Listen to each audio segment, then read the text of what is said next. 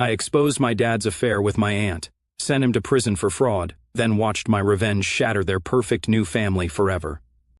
We were basically what everyone would call the perfect family, at least on paper. My dad, Richard, 53, male, everyone calls him Rick, started this construction company right after marrying my mom, Sarah. They had been married for 25 years. Mom comes from this big Catholic family in Connecticut. She's got 5 sisters, and they used to be super close, like finishing each other's sentences close. Her younger sister, Rachel, was always around when I was growing up. She was that cool aunt who'd sneak me extra dessert and cover for me when I did dumb teenage stuff. We lived in this nice house in Lexington, not mega rich or anything, but comfortable. Dad's business really took off when I was around 10, and suddenly we were living pretty well. Family vacations to Disney World every other year, new cars, that kind of thing. Mom was super involved with church stuff and ran these big charity events that everyone in town knew about. Aunt Rachel taught kindergarten at the local elementary school, and all the parents loved her because she was so good with the kids. Every single Sunday, no matter what, we'd have these massive family dinners. Everyone had to be there unless you were literally in the hospital. Dad would fire up his fancy grill, the one he spent way too much money on but wouldn't admit it, and all my aunts would bring their special dishes. Rachel always made this amazing mac and cheese that everyone fought over. I remember this one Sunday, maybe 6 months before everything went down, when my cousin Tommy, Rachel's kid, made some joke about how his mom was always texting someone these days.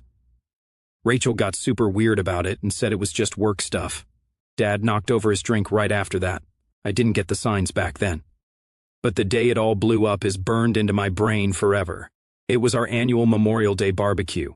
Everyone was there, all my aunts, uncles, cousins, even some neighbors. We always did this huge cookout where people would come and go all day.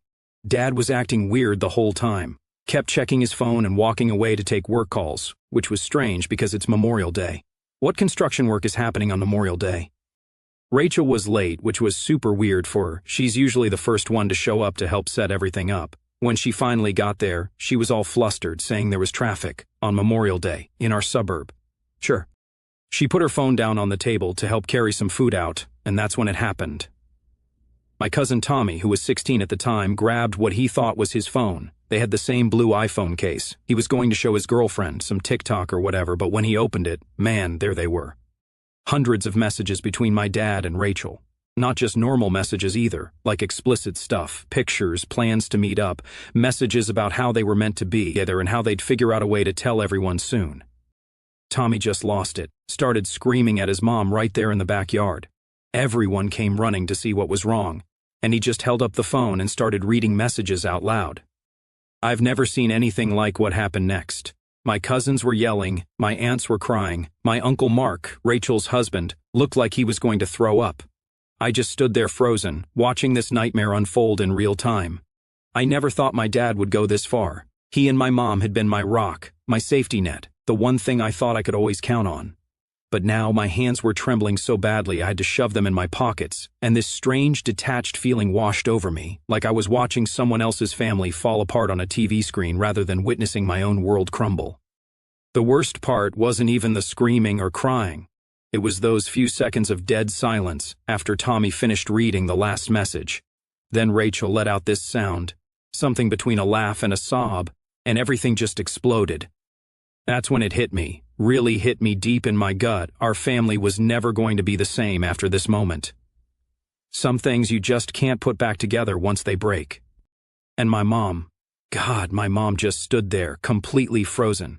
She had this plate of potato salad in her hands and just kept holding it, staring at nothing while Rachel tried to grab the phone from Tommy.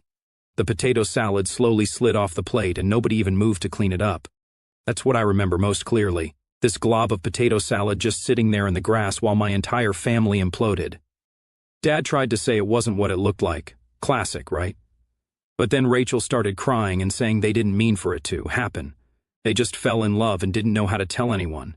Rachel even had the audacity to say, right in front of everyone, including Mom, that she and Dad had a real connection a long time ago that just couldn't be denied.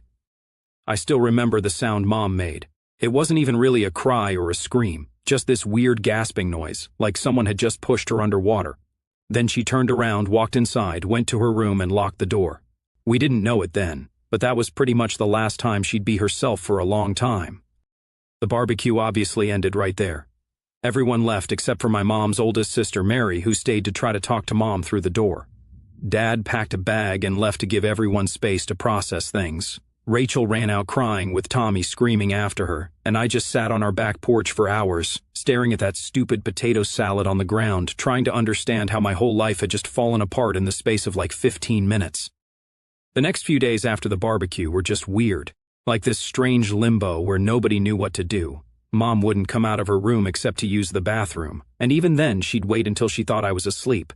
I could hear her pacing at night, walking back and forth for hours. I'd leave food outside her door, and sometimes it would be gone when I checked later, but most times it was untouched. Dad kept calling and texting me nonstop. He was staying at some hotel in Cambridge, sending these long messages about how things aren't always black and white, and how sometimes life is complicated. Like seriously, that's what you're going with? He even tried to convince me that he and Rachel had fought their feelings for years, but eventually realized they were soulmates. He wanted me to understand that it wasn't just some cheap affair, as if that made it better somehow. Rachel was even worse. She started showing up at our house at random times, trying to explain things to Mom through the bedroom door. She'd stand there crying about how sorry she was while also saying stuff like, "But you have to understand, Sarah, when love is real, you can't fight it." I had to literally threaten to call the cops to make her leave. Things got really bad about 2 weeks in. I was at work when our neighbor called me. She said she'd been bringing in our mail and noticed Mom's car hadn't moved in days, and she could see through the upstairs window that Mom was just sitting in the same chair, not moving. I rushed home and found Mom exactly like that, just sitting there in the dark, still in the same clothes from the barbecue, staring at this old family photo from Disney World. She wouldn't respond when I talked to her, wouldn't even blink, just kept staring at that picture. I tried to help her up, and that's when I realized she was burning up with fever. I called 911 right away.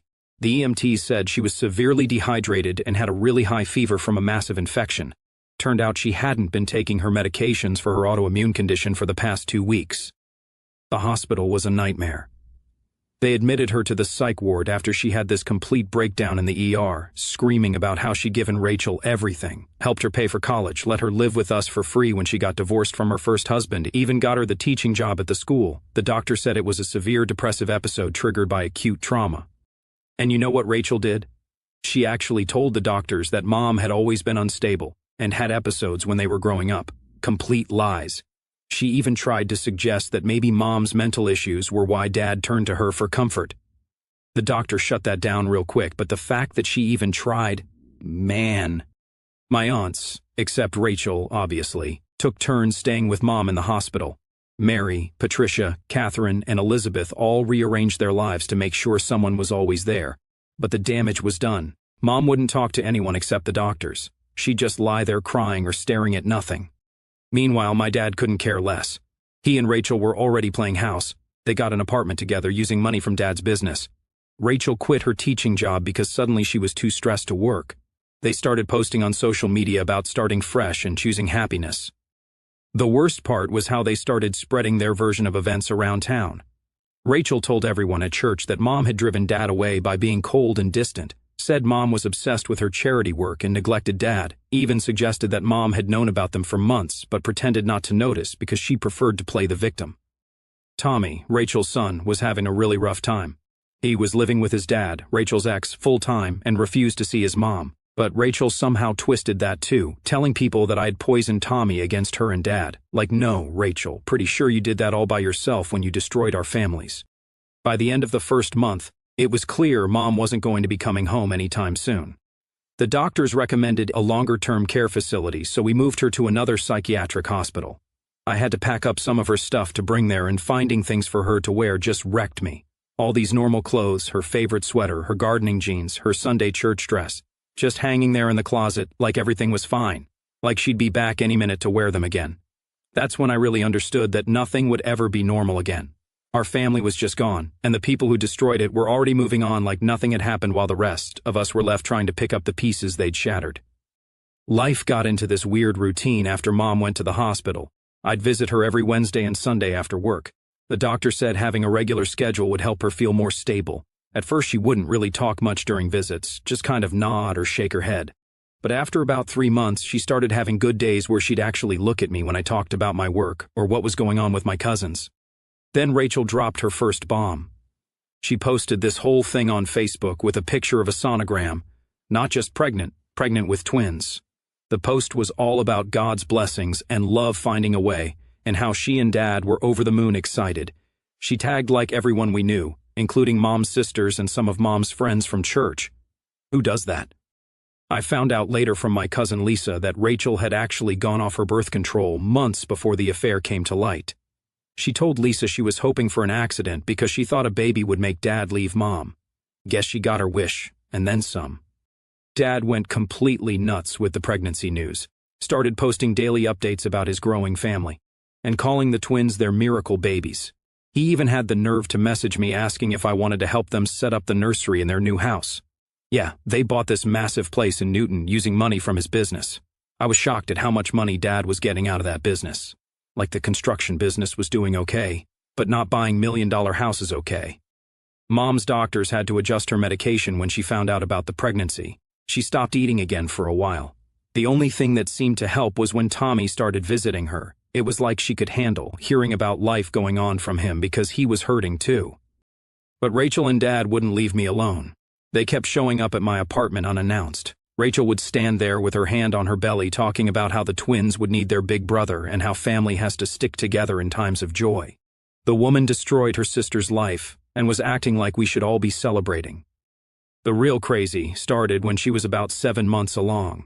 She began calling me multiple times a day about helping with the twins after they were born. Said she and Dad were so busy with the business that they'd need someone to watch the babies 3 days a week.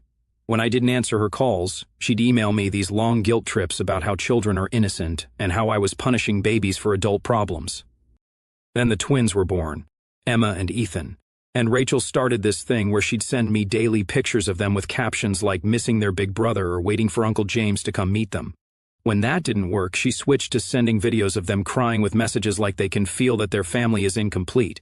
It was straight up emotional manipulation. The worst was when they started showing up at my work.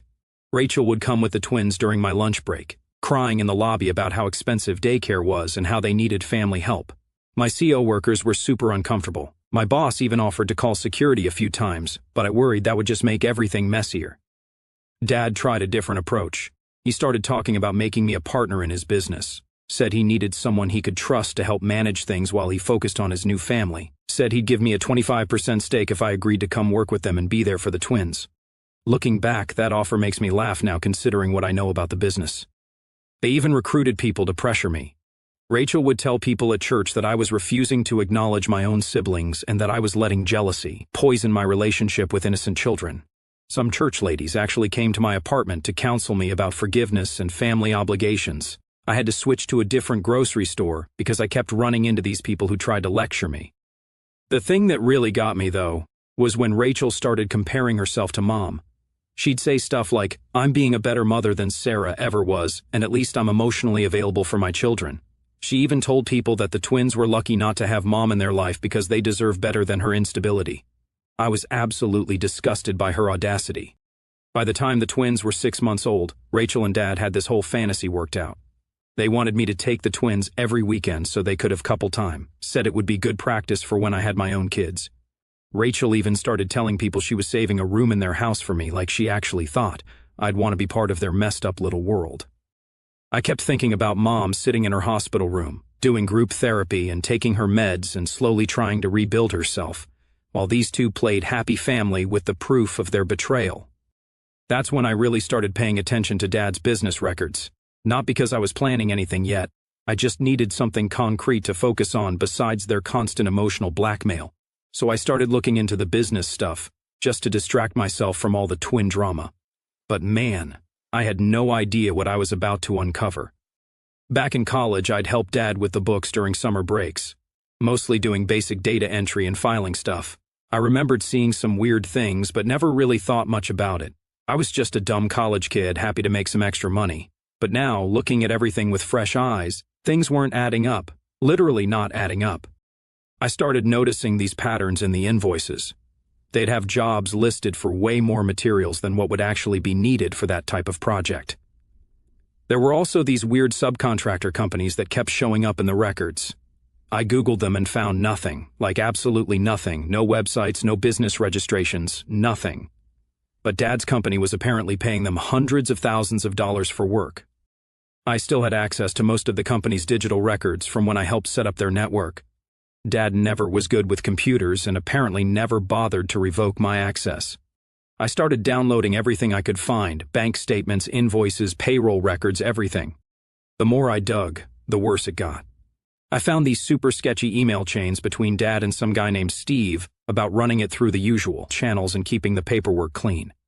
They were talking about cash payments to workers who definitely weren't legal residents. Dad was paying them way below minimum wage and pocketing the difference between that and what he charged clients. But then I found this spreadsheet buried in some random folder. It was basically a second set of books showing the real numbers versus what was being reported to the IRS.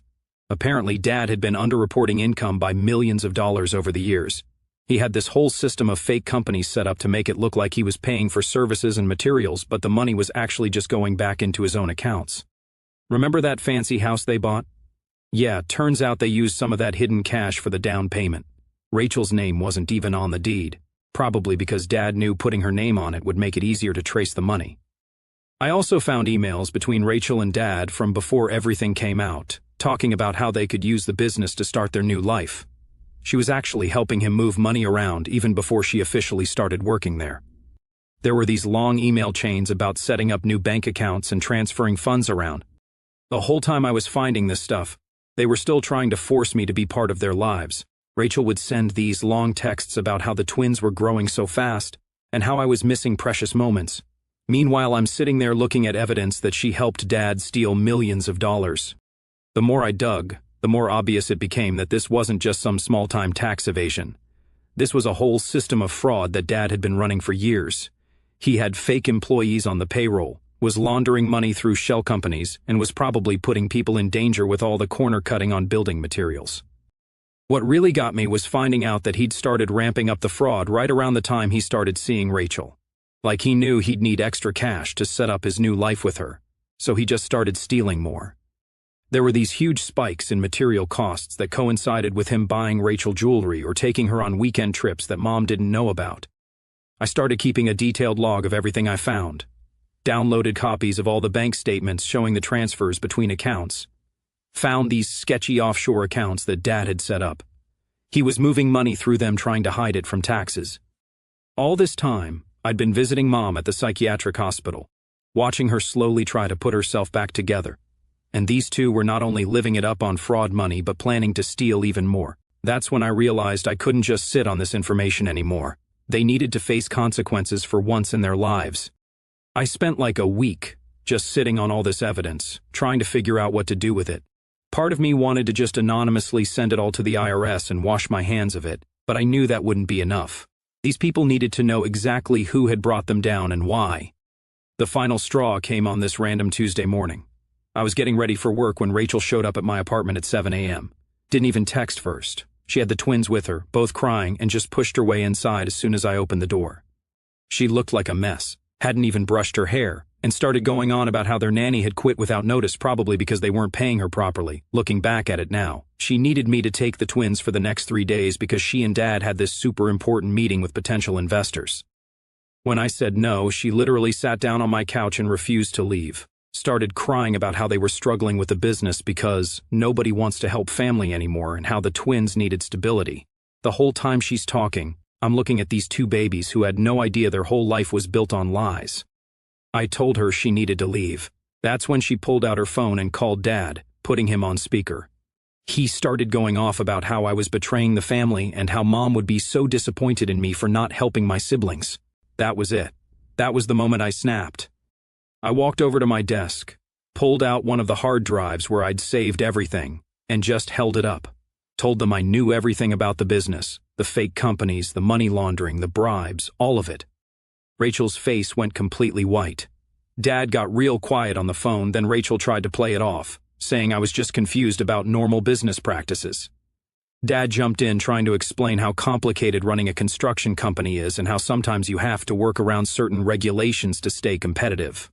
Like, yeah, pretty sure bribing building inspectors isn't a normal business practice, Dad. I laid it all out for them, told them exactly what I'd found, Rachel started panicking, saying I was making stuff up because I was jealous of her new family.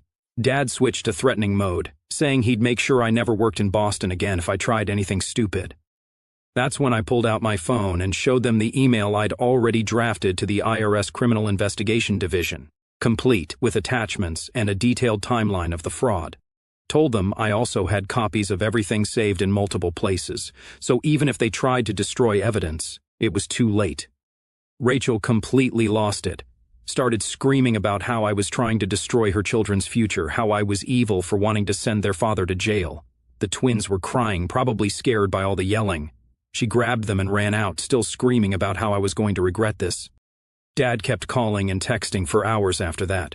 First trying to reason with me, offering me money to forget what I'd seen. When that didn't work, he switched to threats.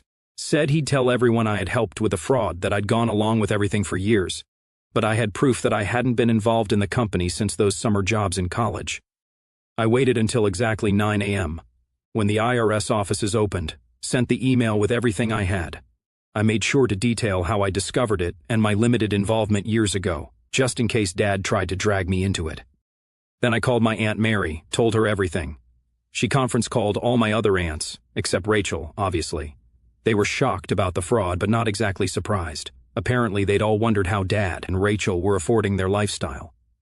The next few days were intense. The IRS responded pretty quickly, wanting to set up an interview. I got a lawyer just to be safe, even though I hadn't done anything wrong. Dad and Rachel both tried to contact me through every possible channel, even sending people from church to my apartment. I blocked their numbers, but they kept making new email accounts to contact me. Rachel even made fake social media profiles to try to message me. They went from begging to threatening to guilt-tripping, sometimes all in the same message. That night I went to visit Mom, didn't tell her what I'd done yet. Her doctor said she wasn't ready for that kind of stress. But for the first time in ages, she actually smiled at me when I walked in, like somehow she knew things were finally going to change. Things moved way faster than I expected after I sent that email to the IRS. Like, I figured it would take months or even years for anything to happen, but nope. Within 2 weeks, IRS criminal investigators were interviewing everyone who'd ever worked for Dad's company. The first sign that things were really going down was when Dad's main office got raided. My friend Mike works at the coffee shop across the street and sent me a video of agents carrying out boxes of files. Dad apparently tried to play it cool, telling everyone it was just a routine audit, but then they started seizing computers and phones, and even Rachel's fancy car got towed away. The investigators found way more stuff than I even knew about. Turns out Dad had been running this whole side operation, where he'd buy up properties through shell companies, use his construction business to renovate them super cheap while charging premium prices on paper, and sell them for huge profits that he never reported. The whole thing started falling apart when one of Dad's foremen decided to cooperate with the investigation. This guy, Tony, had been keeping his own records of all the shady stuff going on, probably as insurance. He had details about the cash payments to undocumented workers, the kickbacks from suppliers, everything. Dad's lawyer must have told him how serious it was getting because he actually tried to flee, like literally tried to run. He booked tickets to Mexico for himself, Rachel, and the twins.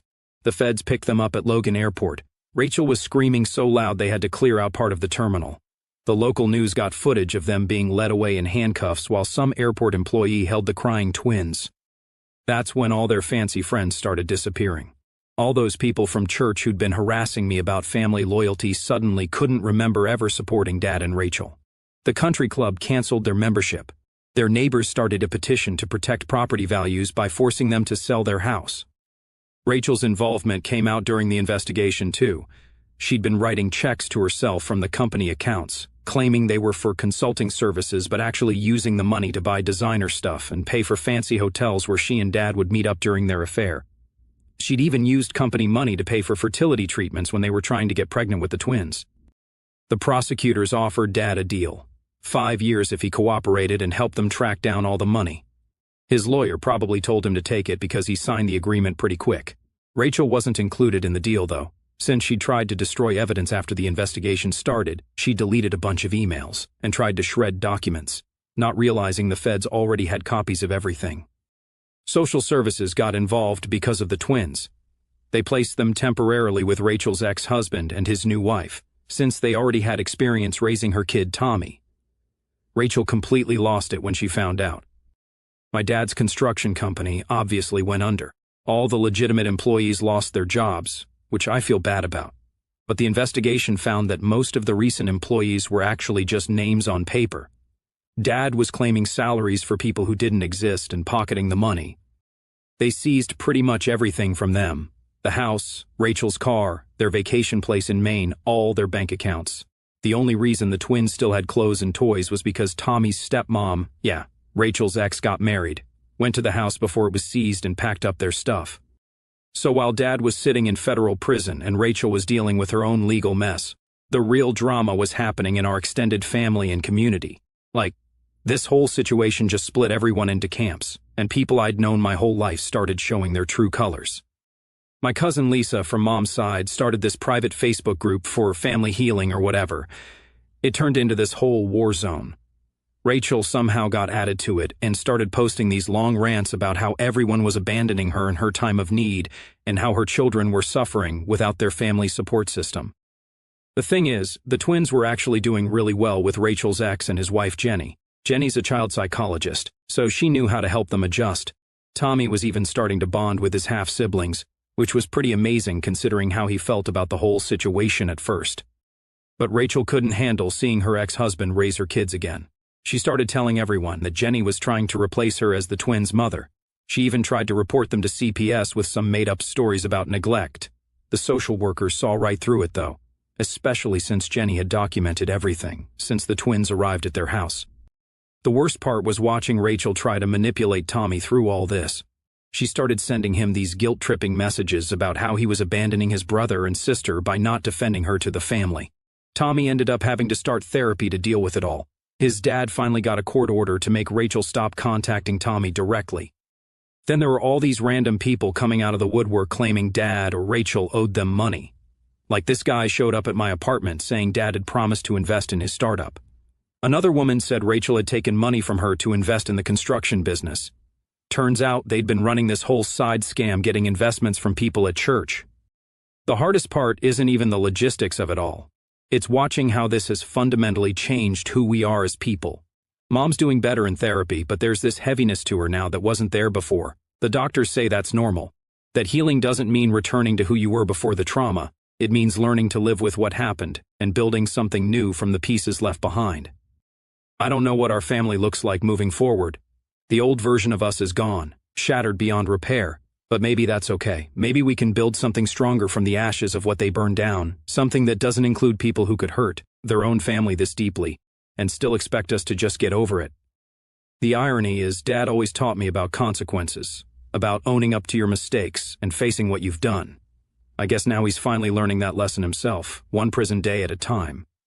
As for me, I'm focused on Mom's recovery and letting the legal system do its job. Some people don't deserve a second chance to burn down your life. For now, I'm focusing on being there for Mom and letting the lawyers handle everything else. Some bridges, once burned, should stay ashes. I'll keep you guys updated if anything new comes out. Final update. So some stuff has happened since my last post, and I honestly don't even know how to process it all or even write about it. But since a lot of you asked for updates, well, here we go. First off, I should say that Dad's sentence could have been extended because they kept finding more issues with his business dealings. He was supposed to have another hearing next month about some new evidence they found, but that's not happening now. 3 days ago, they found him in his cell. Well, the official statement says it was self-inflicted. I'm still trying to wrap my head around it. The guard who found him said there was a letter, but I haven't read it yet. Not sure if I want to. Rachel's completely lost it. She showed up at my apartment at 3 a.m., screaming that I did that to him. She kept yelling about how I destroyed our family and how I'll have to live with this forever. I just stood there letting it all sink in. I honestly don't know how to feel. Should I be sad, angry, relieved? He was still my dad, but also the person who destroyed my mom's life and stole millions of dollars. The person who destroyed the lives of all of us after choosing to have an affair with my aunt and then expected everyone to just be okay with it. The person who tried to make me feel guilty for not wanting to play happy family with their affair babies. Mom's reaction was unexpected. When I told her, she just got really quiet and then said, "I forgive him. Not for my benefit or his," she said, but for herself. Said carrying around anger wasn't helping her heal. Her doctors say this is actually a really positive development for her recovery. The twins are still with Rachel's ex and Jenny. Rachel's facing her own legal troubles, looking at 2 to 3 years minimum, so they'll probably stay there. Tommy's been amazing with them, actually says they shouldn't have to pay for what their parents did. Mom's doctors are monitoring her closely to make sure this doesn't trigger a setback, but she seems stronger than anyone expected. She's even talking about maybe coming home soon, says she wants to reclaim her life. Rachel's still facing